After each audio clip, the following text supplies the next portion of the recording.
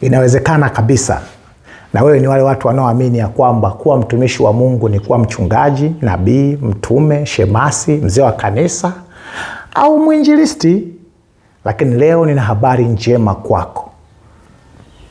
Kabla hatujaangalia faida 5 za maisha yako kuyageuza kuwa utumishi, tutakwenda kuangalia si lazima uwe kwenye makundi haya niliyoyataja ili uwe mtumishi wa Mungu. Una uwezo ukawa mtumishi wa Mungu mkubwa sana. Huko uliko ofisini, injinia, wapi, lawyer, mwanasheria, ukawa ni mtumishi wa kutisha. Kimsingi ukimwangalia Ibrahimu, ukimwangalia Daudi, Isaka, Yakobo, Ayubu, hawakuwa wachungaji, hawakuwa injilisti, hawakuwa wazee wa kanisa, walikuwa ni watu tu wa kawaida lakini wanampenda Mungu sana.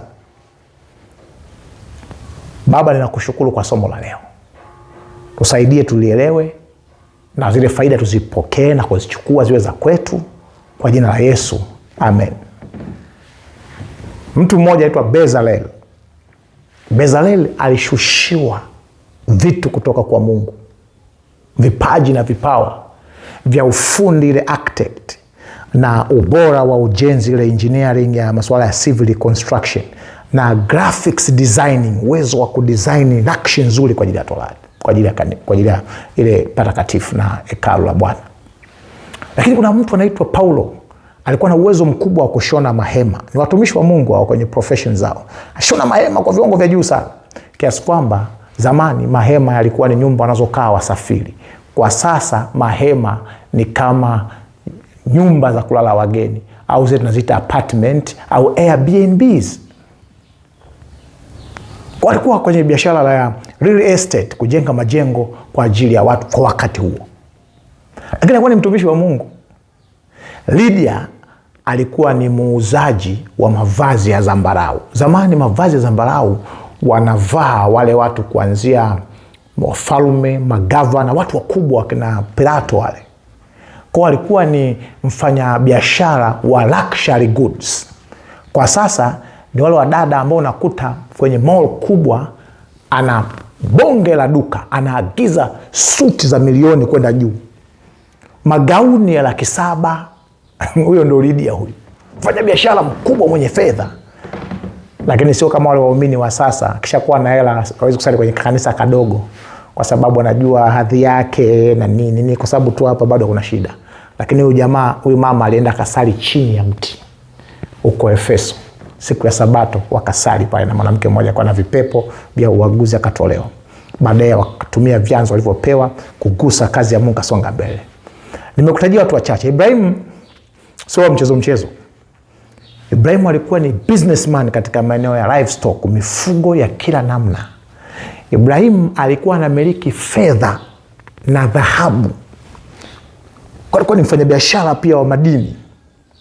Lakini pia Ibrahim alikuwa ana fedha kwa ajili ya biashara, capital. Alikuwa na mtaji ambao anaweza kauinvesti kwenye masoko mbalimbali na vitu mbalimbali. Kwa alikuwa ni mtu mkubwa sana, lakini anamcha Mungu sana. Kwa sio jeuri kama tunaoona siku hizi. Mungu akiwafungulia neema kidogo, jeuri unasumbua kanisa, ushikiki unatumu. Alikuwa ni mtu mnyenyekevu na hakukuwa na kanisa wala ibada za kijumuiko za wakati wake, lakini alimjua Mungu. Popote alipopita kaweka vyanzo vyake vya ibada kumwabudu Mungu. Kwa nini nasema hawa watu? Nasema watu kukukumbusha. Unaweza ukawa ni mwanasheria, unaweza ukawa ni mtu mmoja nampenda, tukwenda ofisini kwake, ni mtu mkubwa sana, kwa kiongozi wa masuala ya uwekezaji. Akaongea kauli nzuri sana. Akasema, mtumishi, hii na mimi ndo utumishi wangu huu. Huu ndo utumishi wangu, napohudumia wawekezaji mbalimbali wanatoka wa China, Waarabu, watu kutoka Vietnam kuja kuwekeza kwenye nchi yetu na kuhakikisha wanafanya kazi vizuri. Hii mimi ndo Mungu amenipa hii. Na ile ina thamani kubwa sana, sawa na ule mchungaji. Kimsingi, mcha Mungu yeyote ni full time. Yuko full time kwenye ministry. Muda wote yupo ni mtumishi mbele za Mungu. Wale wamewekwa tu kwa kazi maalum kwa ajili ya kutuhudumia kwa ujumla na kutukumbusha majukumu yetu katika ufalme wa Mungu. Maisha ya watu wa Mungu wa zamani walitaka yatambuliwe kwa utumishi wao zaidi kuliko profession zao. kwa uwezo wao na mahusiano yao na Mungu zaidi kuliko vyeo vyao, hadhi yao, taaluma yao. Kwa nini? Kwa sababu kuna faida kubwa. Leo nimekuletea 5 za kumtumikia huyu Mungu. Hebu tuingie moja baada ya nyingine. Alafu kama unasema unamtumikia Mungu kupitia ministry yako, kupitia vipaji vyako, kupitia ofisi yako, kupitia biashara zako, ngoja nikwambie, lazima umwambie Mungu, naomba hivi vitu navitaka vivyo kwangu. Faida ya kwanza, hakuna wa kukudhuru. Hakuna wa kukudhuru. Umekuwa pale ofisini unaogopa utategewa vitu, unaogopa watu watakuchongea. Hakuna wa kukudhuru. Kibaya chochote kitakacho kupata, Mungu atakigeuza kuwa cha faida kwako. Unaweza usione sasa, lakini baadaye utaona kwani Mungu alikiruhusu. Lakini lazima uamini kwamba hakuna wa kukudhuru. Petro wa kwanza 3:13. Nanyi ni nani atakaye wadhuru mkiwa wenye juhudi katika kutenda mema? Ni nani? Ni nani atakaye kudhuru ukiwa mwenye juhudi katika kufanyia kazi hicho Mungu alichokupa, kutenda mema? Hakuna kukudhuru.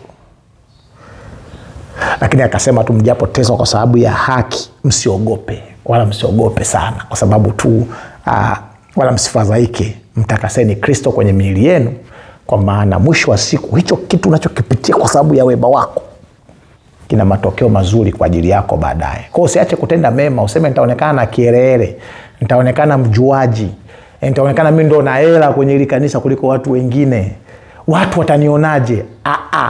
Nani wa kukudhuru ikiwa utamtumikia Mungu hapo ulipo kupitia ofisi yako, ukiishi maisha ya Mungu. Jambo la pili, faida ya pili ni Mungu atakupa ustawi na kukutoa katika uhitaji. Tena ametumia neno lingine, atakupa utajiri. Sasa utajiri unategemea na mtu. Kuna mgeni tajiri wa shilingi 10,000 na ukimpa inamtosha kabisa, hahitaji kingine chochote, akikipata hicho. Mwingine bilioni, mwingine milioni. Kwa hiyo usiseme hela nyingi ni dhambi. Usiseme hela nyingi ni dhambi, maana nyingi ni ngapi? Sababu nyingi zako ni tofauti na nyingi zangu. Na ingekuwa ni dhambi, Suleimani hakumwomba Mungu hela. Suleimani alimwomba Mungu hekima, lakini Mungu akampa hela. Mungu hawezi kukupa kitu ili utende uasi. Suleimani aliasi kwa sababu aliruhusu wanawake wakaugeuza moyo wake, si kwa sababu fedha zake ziligeuza moyo wake au utajiri wake uligeuza moyo wake. Kwa hiyo usije ukaogopa. Kama Mungu amekupa neema na vipawa vya kuwa tajiri, kutoa vitu vingi, kuwa tajiri mpaka uwe wa kina Elon Musk kule, wafunike. Funika kwa ajili ya utukufu wa Bwana. Ayubu 36 mstari wa 11. Ayubu 36 mstari wa 11 anasema hivi: kama wakisikia na kumtumikia. Pigia mstari hii, andika hii, na kumtumikia. Kama wakisikia na kumtumikia. Msingi upo kwenye kumtumikia. Watapisha siku zao katika kufanikiwa. Wataziacha siku zao ziwe za kufanikiwa ikiwa utasikia na kumtumikia. Sio usikie na kutulia. Ikiwa ofisi yako itakuwa ni ofisi ya mtumishi wa Mungu, biashara yako ni biashara ya mtu anayemtumikia Mungu kama kina Ibrahimu. Ikiwa uwekezaji wako kwenye DSE, huko masoko ya mitaji, unaingiza huko hisa na nini, kwenye makampuni mbalimbali, safari zako unaagiza vitu kuna kule, ni kwa ajili ya kumtumikia Mungu. Ulimsikia Mungu na umeamua kumtumikia. Uko serious, utaki mchezo na Mungu. Uko radhi hata kama unafunga ofisi kwa ajili ya kumtumikia Mungu na kumwabudu Mungu. Anasema watapisha siku zao katika kufanikiwa na miaka yao katika kufurahi. Kwa usitafute kufurahi, tafuta kumtumikia Mungu. Furaha ni matokeo ya kumtumikia Mungu. Usitafute mafanikio, tafuta kumtumikia Mungu. Mungu atakufanikisha kwa namna ambayo kufanikiwa kwako, mafanikio hayo hayatakuwa sababu ya wewe kumwasi Mungu. Sababu zitakuwa ni nyingine nyingi. Mfano wa Suleimani, sababu zilikuwa ni nyingine nyingi, lakini sio utajiri mkubwa na hekima na ujuzi ambao Mungu alimpa. Sababu ya tatu, magonjwa. Mungu atakuponya na kukuepusha na magonjwa. Kutoka 23 mstari wa 25 anasema, nanyi mtamtumikia Bwana. Nanyi mtamtumikia Bwana. Pigia mstari kumtumikia. You shall serve the Lord. Mtamtumikia Bwana Mungu wenu. Naye atakachokifanya sasa, atakibarikia chakula chako. Na maji utakayokuwa unakunywa, maji yako. Nami nitakuondolea ugonjwa kati yako. Mungu akupe nini zaidi ya mambo mazuri. Nawe utamtumikia Bwana, na huyo Bwana atakibarikia chakula chako na maji yako. Atakuondolea ugonjwa katikati yako. Unajua kumtumikia Mungu sio lazima tu uhubiri kama unavyohubiri. Ni kuziishi zile kanuni za kimungu za uadilifu, za usafi, za maombi, za usomaji wa neno, uaminifu wa viwango vya juu katikati ya mazingira ambayo hakuna mtu mwaminifu. Haiwezekani mtu mwaminifu. Ile watu wakiona wanajua Mungu, unamfundisha Mungu, practical God, Mungu wa vitendo, na hiyo inamrudishia Bwana utukufu mkubwa kuliko hata maneno ya kuongeaongea haya.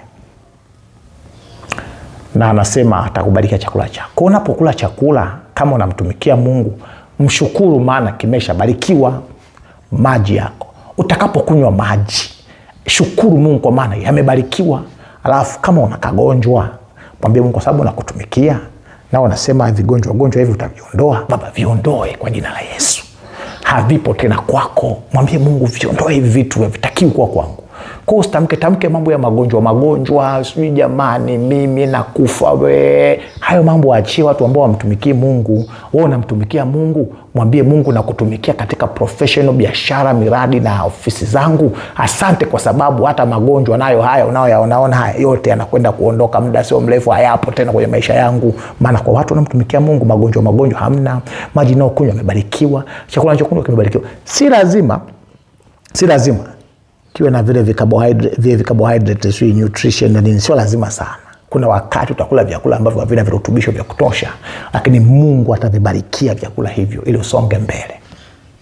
Lakini unapokula, Mungu abariki vitu ambavyo hajaviagiza. Anabariki vyakula ambavyo anakuambia jitahidi ule vyakula ambavyo Mungu amesema, hasa vyakula vya asili, vya mzao wa ardhi. Lakini jambo la tatu, ikiwa utamtumikia Mungu, Bwana atakuagizia malaika waingilie kati kwenye mambo yako na watu watakao kuwa wanakuzunguka wakati huo. Hata kama unapitia majanga makubwa ya ajali, ya hatari, ya kutisha, humo katikati malaika wa Bwana atatumwa bila kujali uko na wakina nani. Katikati ya misukosuko ya maisha, Mungu anayo principle, kanuni ya kutumaga malaika wake mle kwenye matatizo, matabu, mashida, mavisulisuli, kwa ajili yako wewe ambaye si unampenda Mungu bali unamtumikia Mungu. Matendo ya Mitume 27 mstari wa 23 na wa 24. Kwa maana usiku huu wa leo malaika wa Mungu yule ambaye mimi ni wake, naye ndiye ni mwabuduye, alisimama karibu na mimi, akaniambia, usiogope. Mungu amekupa watu wote wanaosafiri pamoja nawe. Paulo hapa alikuwa anasafiri, anaelekea kwenye kesi yake huko kwa Kaisari huko Italia. Wamepanda merikebu, wamefika sehemu mbadilisha merikebu, amepanda merikebu ya jamaa mmoja tu Alexander, merikebu ya Leanda au Alexander, akiwa na wanajeshi majitu wenye uwezo mkubwa, amemweka chini, yuko lock up. Meli kapata misukosuko, wakashindwa kula usiku kucha, upepo umejaa, giza limejaa, wakajua wote wanakufa, wamekata tamaa, wanasubiri saa ya kuzama ifike. Paulo akapaza sauti akasimama, wanaume, sikilizeni wanaume, amkeni mle, msiwe na wasiwasi. Hakuna mtu hata mmoja ambaye atakufa kwenye hii tukio. Alafu akawakumbusha, sikilizeni, usiku wa leo Mungu ambaye mimi ninamwabudu. Neno ninamwabudu hapo ndio lile neno ambalo linatumika anaposema ninaye mtumikia. The Lord whom I serve, Mungu ninaye mtumikia na kumwabudu. Malaika wake amekuja ameniambia hivi, hakuna atakayepata shida yoyote. Acha madude ya pepe, mawimbi, madini. Hakuna mimi wala nyie hamtapata shida. Mungu ambaye, malaika wa Mungu ambaye mimi ni wake. Msingi hapo ni kumtumikia. Kuna wakati utasafiri kwenye meli. Meli itapitia misukosuko. Kuna wakati ofisi yako itageuka kuwa meli yenye misukosuko.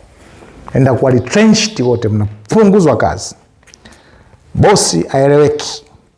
Kwa sababu uko mahali hapo, wewe una uwezo wa kuondoa dhoruba kwenye hiyo ofisi. Malaika wa Mungu utakaye kuwa unamtumikia atashushwa katikati ya hilo eneo na kusawazisha, kuweka mambo yakakaa sawa kwa jina la Yesu. Jambo la mwisho ambalo Mungu anakufanyia ikiwa utaamua kuwa mtumishi wa Mungu, hili ni kubwa sana. 22:12 Ufunuo wa Yohana 22:12. Utalipwa. Anasema, tazama naja upesi na ujira wangu pamoja nami kumlipa kila mtu kama kazi yake. Kazi yako ni nini? Kazi yako ni nini? Kama ni fundi, unakuja kulipwa kama ulivyokuwa fundi. Hasa ufundi wako uliutumia kupiga watu bidhaa zao, unaagiza bidhaa nyingi ili upunguze nyingine ujengee nyumba yako. Kama ni nesi, uwe ni nesi ambaye unatesa watu ofisini, unawazungusha. Nilikuwa kwenda hospitali moja kubwa, nilikuwa na shida, nilizunguka karibu mara 6 kwenye ofisi moja. Jibu analijua lakini ananizungusha makusudi.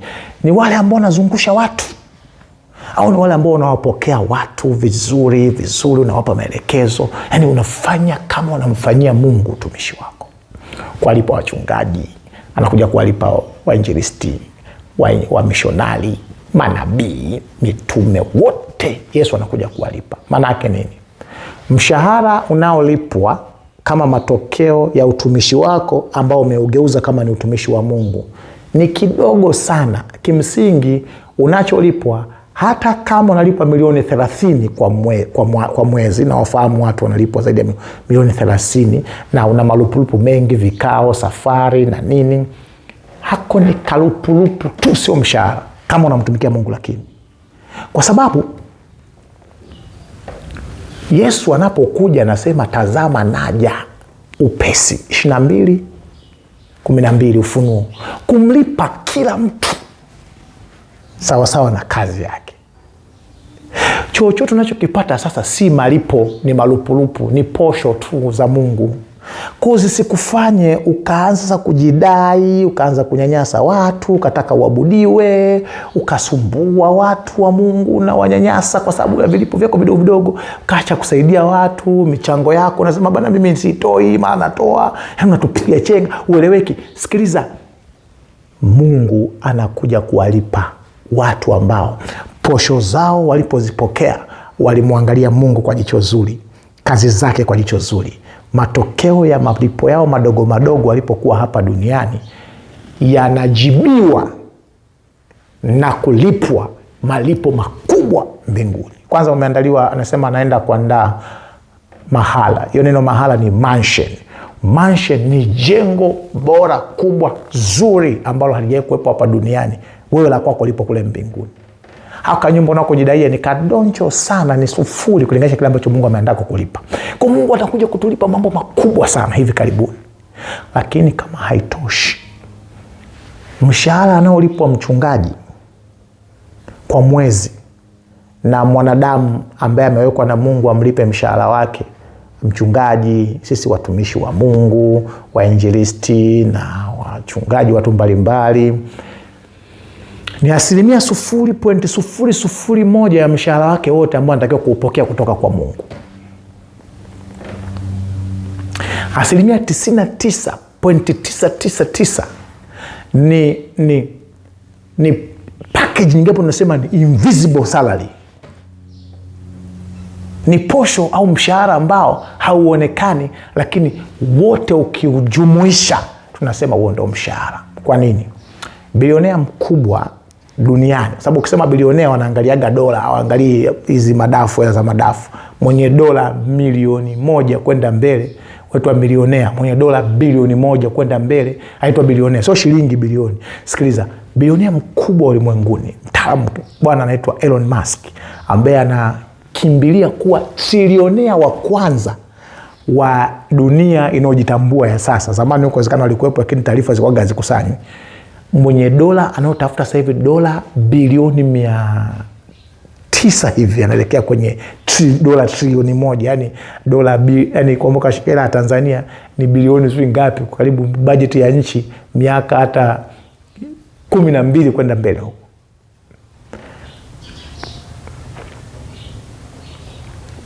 Akitaka kufa huyu jamaa hana uwezo wa kutumia madola yake yote, akaambiwa chukua hela zako zote katafute pumzi ya uhai, hawezi kununua.